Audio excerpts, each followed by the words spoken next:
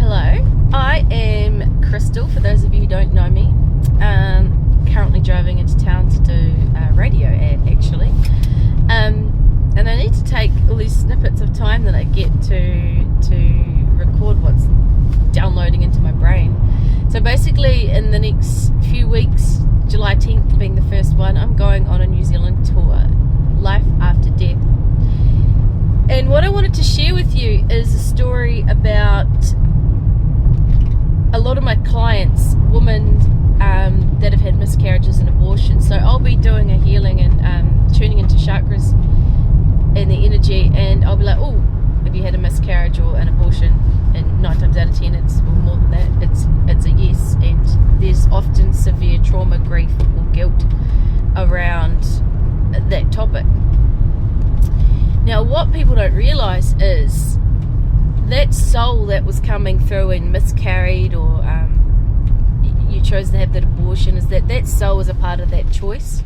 It's not just your choice. And what else can happen is the soul can later come through as another one of your children or a pet, or it can just be there as a guardian, still be there with you. So a lot of my clients, I've shared this information, or it's just like this knowing, or I get this message that, hey, this soul needed to wait for these conditions, or needed to wait for this person to be the father, or blah blah blah, because it's not always with the same person, right? And 9 times out of 10 I'll say to them, oh, this I feel like this soul came through as your second daughter. And they'll start bawling their eyes out, and they'll know. They'll be like, oh my God, I fully felt that, thought that, me and my partner have talked about that.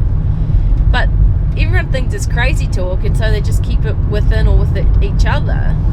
When really, if you understood all this stuff, the processing of the grief and the healing that you could feel or experience is there, you know. So this is one of the topics I'll be covering on my tour, and I've got endless people that this has happened to, or testimonials with, in terms of the soul and coming through as another child and things like that.